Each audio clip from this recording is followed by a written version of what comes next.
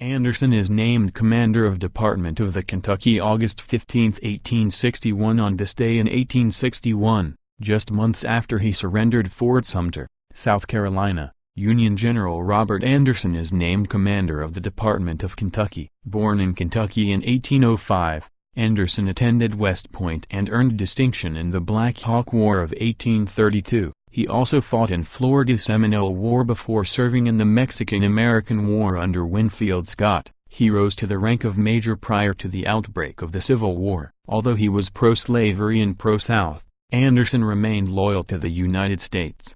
When Abraham Lincoln won the presidential election in November 1860, tension rose dramatically around federal installations in the South. Anderson was assigned to command Fort Sumter in Charleston Harbor in hopes that a pro-South officer would help smooth tensions with local residents. From the time South Carolina seceded on December 20, 1860, until the Confederates fired on the fort on April 15, 1861, Anderson politely dealt with the Charlestonians in a deteriorating climate. When he surrendered the fort after a 36-hour bombardment, he was hailed a national hero. Released by Confederates nearly 6 weeks after the surrender of Fort Sumter, Anderson was promoted to brigadier general. He was given command of the Department of Kentucky and carefully maintained the balance of neutrality in the state. But poor health forced him to resign his command 2 months later, and William T. Sherman replaced him. Anderson returned to active duty briefly in 1865 to hoist the American flag over Fort Sumter after the Confederate surrender. He died in 1871 and was buried at West Point.